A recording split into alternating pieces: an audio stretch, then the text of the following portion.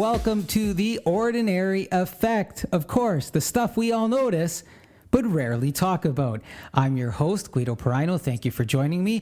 If you are enjoying the show, please subscribe and stay with us a little bit longer. And speaking of subscribing, it's free, but let's talk about subscriptions. Let's talk about subscription overload. Are we paying for our own stress with subscriptions? Well, today we're going to talk about something that every single person deals with. But strangely, none of us may talk about this whole subscription thing that has happened. And trust me, look, you're not alone. Your wallet isn't alone, and your stress isn't alone.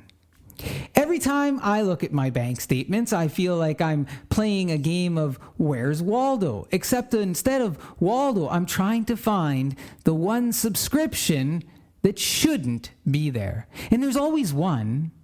There is always one. This all started because I was helping my daughter who is preparing for her next adventures in school, and we were looking at a phone plan. Now, this should have been an easy 10-minute task. Instead, it turned into a full strategic planning session complete with charts and cost projections. I mean, you pick a phone, you pick a $0 plan, suspicious, and somehow the math says $85 a month. It's like going to a restaurant where the menu says free bread, and then your bill shows a $45 bread handling fee. So yeah, let's get into the world of subscriptions.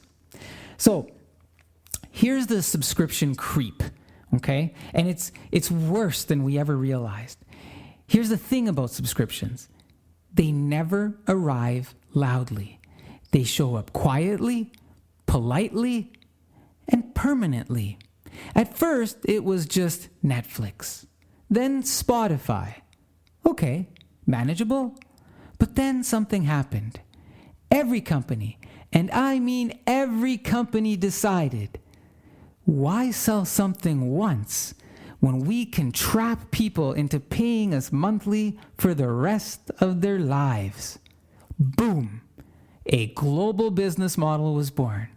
Now, we've got a subscription to remove ads from a game, a subscription for your fitness watch, a subscription for your doorbell camera, a subscription to use features that used to come with your car, a subscription for photo storage, a subscription for your fridge to tell you your yogurt is expiring. And yes, that's a real thing. It is. In fact, here at home, they make those rings they're health rings. And I thought, oh, they really look nice. They're the tungsten steel, the black ones. I was like, oh, those are beautiful, right? And it gives you some health information. And then I realized it needs a subscription, another subscription, right? Look, the funniest part about these things, you know what it is? Half these subscriptions don't even do much. There are people right now paying $4.99 a month to store photos they already posted on Instagram, which is also backed up on Facebook, which is also on their phone, which is also synced to the cloud. We're paying to store the exact same photo in 4 different places. I deal with this at home. It's the Apple subscription for storage plan. I have the cheapest one. It's $1.99. I really do it just for backups of the phone to make it easy and convenient. I share it with the entire family. I think it's 50 gigabytes around there. And we all use that 50 gigabytes, and it's really devoted to that. And once in a while we joke around because it gets to that spot where it's like, oh, you start getting the email, you're running out of storage. You're really not running out of storage. We have our own, backup storage here, so we just move things there at a cheaper cost, okay? But we're paying to store these exact same photos in 4 different places, some of us, okay? So let me ask you, when did we all become digital hoarders? Now, here's the psychology of how they get us. Let's go a little bit deeper here, because companies don't accidentally trick us. They've mastered the art of getting us to sign up for something we don't need. It starts with the free trial trap. Companies don't offer free trials out of kindness. They offer them because they've already done the math. If they give 10,000 people a free trial, at least 4,000 will forget to cancel. It's human nature. We're busy. We're tired. We're not setting an alarm on our phone for the trial expiry of Relaxing Bird Sounds Premium. This is where I differ. I have tried some of the free trials. And as I sign up for the free trial, I look at when the week or the day before it converts to a subscription, and I put a little reminder in my calendar. And I use my device, and I say, hey, remind me to cancel this subscription. And then I have to follow through, and I do, even though I'm busy, and even though I'm tired, and even though it's human nature. Number 2. There's a false urgency they present us with. You only have 2 hours left to unlock this deal. Yeah, sure. No, seriously. I can check the next morning and magically the countdown has restarted like it's Groundhog Day. False urgency. It's unlikely that you only have 2 hours left to unlock this deal. And even if you do, if you let those 2 hours pass, you might look back and say, who cares? I probably didn't really need that anyways. 3, your storage is full.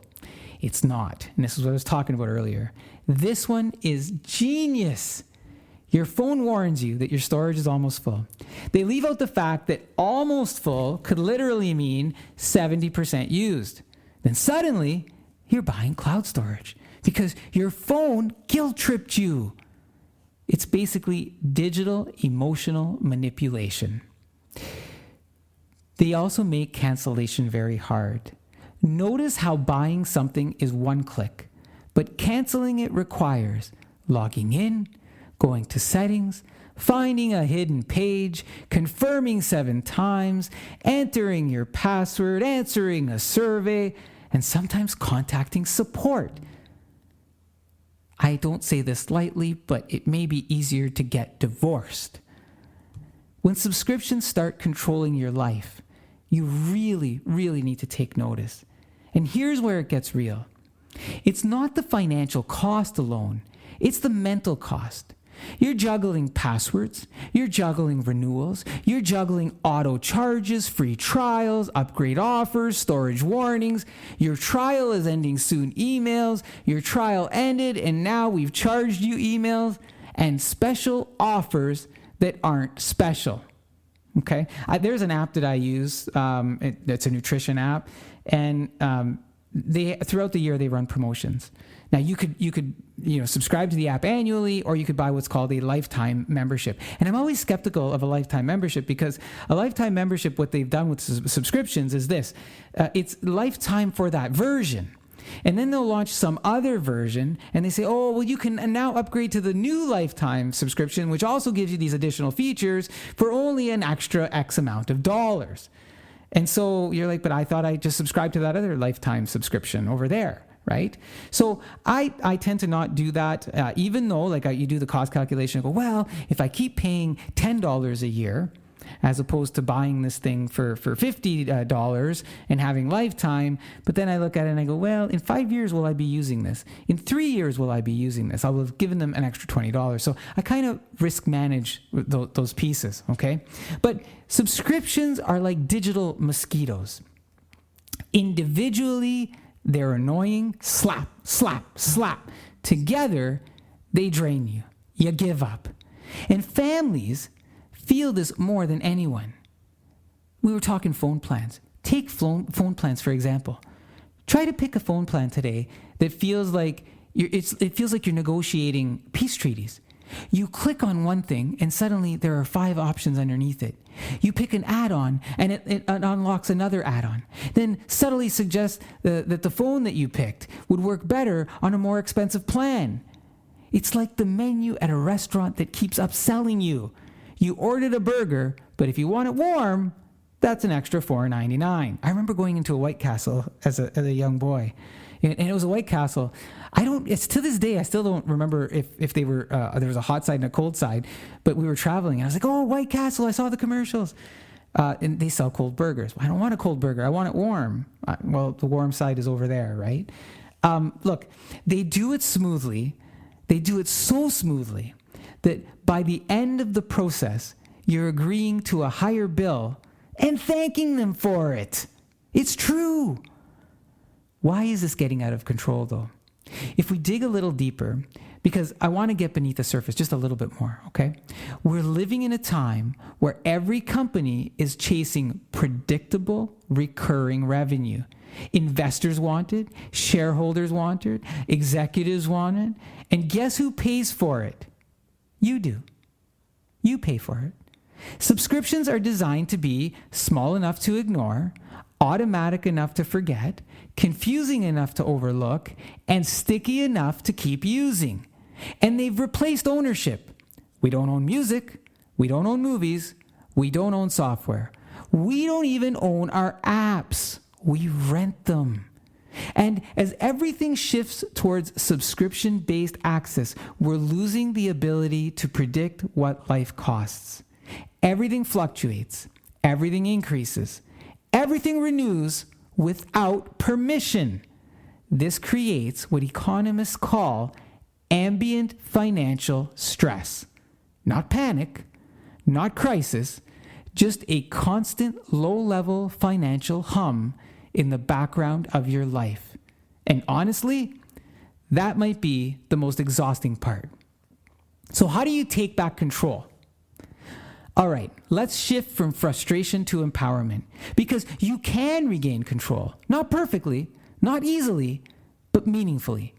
1, do a personal subscription cleanup day. Every 3 months, set aside 20 minutes, just 20 minutes. Go through your credit card, your app store, your bank withdrawals. You will always find something to cancel. Always, okay? 2, turn off auto-renew wherever possible. This forces you to make a conscious decision to keep something instead of passively paying for it. 3, use prepaid gift cards for certain services. This is a great hack.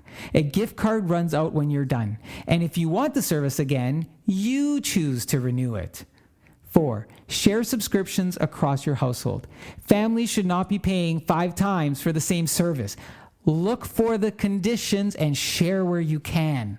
5, delete apps you don't use anymore. Apps you haven't opened in months don't deserve your money today. 6, challenge your phone carrier. Carriers negotiate more than people realize. Don't accept the first number. Don't accept the second number. Ask for loyalty pricing. Ask what they can do to lower your monthly cost. You'd be shocked how quickly they find a better offer. 7, don't let digital guilt pressure you. Your phone is not your boss. If it says your storage is full, say, I'll delete 400 screenshots and 18 memes and calm down. Look, that's what we're talking about here today in subscription overload.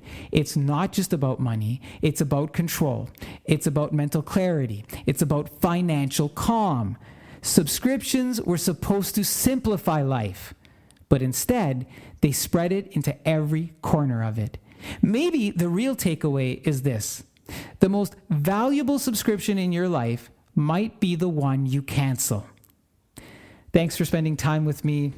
If this episode got you thinking, or better, helped you save a few bucks, the mission has been accomplished. And yes, the irony of a podcast episode telling you to unsubscribe or subscribe is not lost on me. Thank you for listening to The Ordinary Effect. I hope you come back. Take care, folks.